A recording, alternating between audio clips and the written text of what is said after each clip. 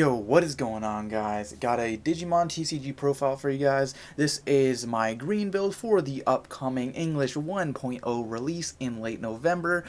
This is a very fun deck. Green has a lot of interesting options. Things like Puppetmon and things like Rosemon revolve around resting your opponent's Digimon and gaining advantage that way. Also, lots of very cheap to Digivolve Digimon. So let's go ahead and get into the profile. So starting off with the rookies, we've got 4 Tentomon. This guy is very good, especially whenever you are using his inherited effect whenever a Digimon is attacking, or in other words, the Digimon on top of him is attacking. You can rest one of your opponent's Digimon with 3000 DP or less, so that applies to pretty much most rookies in this format, and that is just a solid effect. Being able to rest them and get rid of them at your own leisure is always nice, as well as Fagumon. The plus 1000 DP is just solid. DP gains are always nice, especially in green when you don't have a lot of very powerful Digimon. Putting this on something like a Hercules, Kabuterimon, or a Rosemon gives you that extra boost and helps you run over your opponent's Digimon.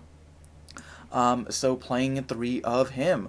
Next we've got 2 Palmon, only playing 2 because you typically want to play this Digimon. You don't want to Digivolve it on top of a baby from your raising area, so whenever you do end up playing her, you can reveal the top 3 cards of your deck and add a level 4 Digimon to your hand. Now that doesn't actually have to be a green Digimon, which is awesome, maybe if you wanted to experiment with multicolored decks, but in this deck everything's green, but just a solid effect overall.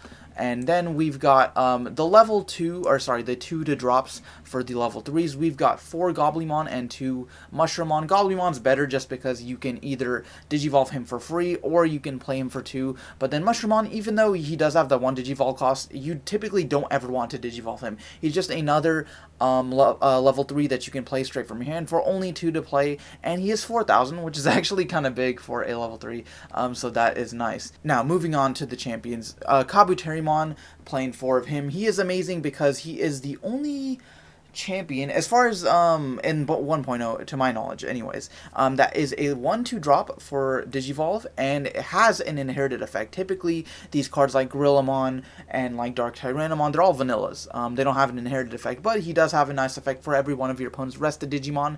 This Digimon gains 1000 DP, so solid overall. And then we've got another 2 to Digivolve. Green has a couple of these, so that is always awesome. Playing 6 very cheap champions. Vegemon, just a solid card to Digivolve for 1. And if you do want to play him, he's only 4, which is not honestly too bad for a champion. That's pretty low. We've got 2 Togemon to play off of the Palmon I'm playing, and he's just a solid card. Overall, you can reveal the top 3 cards of your deck and add a level 5 or higher, so this really helps you dig deeper to your powerhouse cards. Now, playing 4 blockers, you could also play Cherrymon. I'm not playing him in this build, but if you wanted to make a more defensive green deck, especially because green doesn't have too many powerful offensive options, you can spam the field very easily, but Cherrymon might be something to consider as well, but just playing the 4 Woodmon for now. Now, for the ultimates, I am playing 4 Okuamon. Whenever he destroys, his inherited effect is whenever this Digimon destroys an opponent's Digimon by battle, you get to gain 1 memory, so that is always awesome.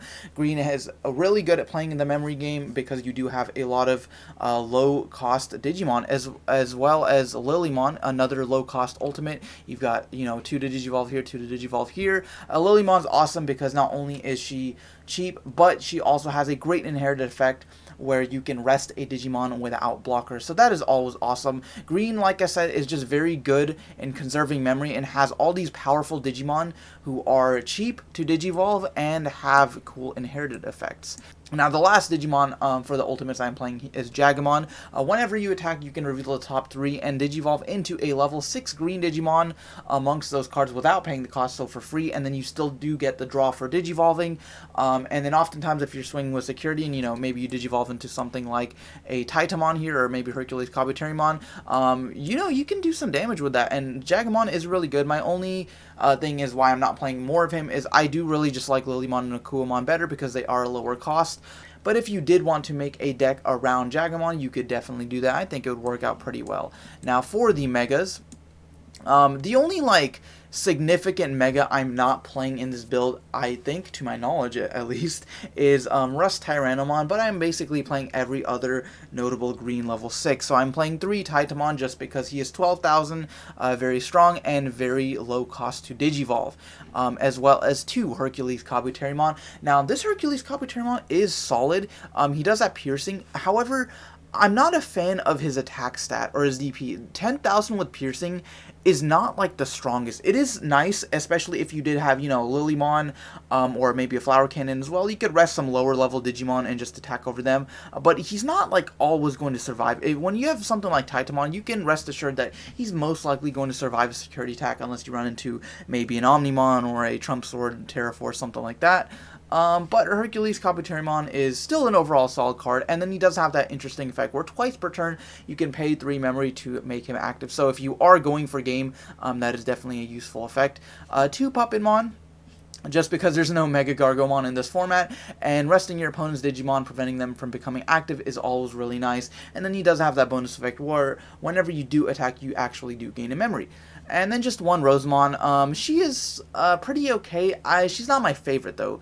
I do prefer just having the more attack on Hercules, or sorry, on Titamon, the multiple attacks with Hercules, and the resting capability of Puppetmon.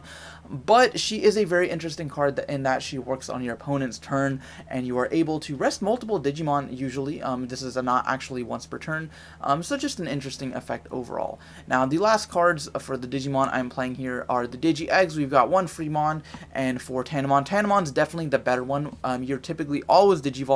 You can Digivolve for a very low cost in this deck, so Tandemon is solid. And then Fremon just because it's the only other one and I want to play 5X. Alright, so as far as the option cards go, option cards and Tamer, I am playing 2 Mimi because it is not too difficult to get out your level 5s in this turn in this deck. Because it is not too difficult to get out your level 5s in this deck, and resting her allows you to essentially get 2 raising phases every single turn, so it helps you really spam the field and put pressure on your opponent that way. Now, I am playing 1 Izzy as well. Izzy is great because you are playing a very high Digimon count in this deck, so for only a 2 cost, you get to get that +1 every single turn. 2 Flower Cannons and 1 Terra Cluster. Now, you could definitely mess around with these ratios, and honestly, after testing this deck for a while, I would highly suggest maybe playing 3 of these, 2 of these.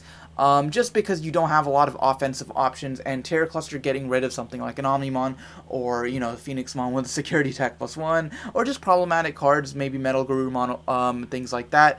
You don't want swinging at your security, this can get rid of them. And in tandem with Flower Cannon, if you're playing something like Hercules Kabuterimon, that piercing effect is very good.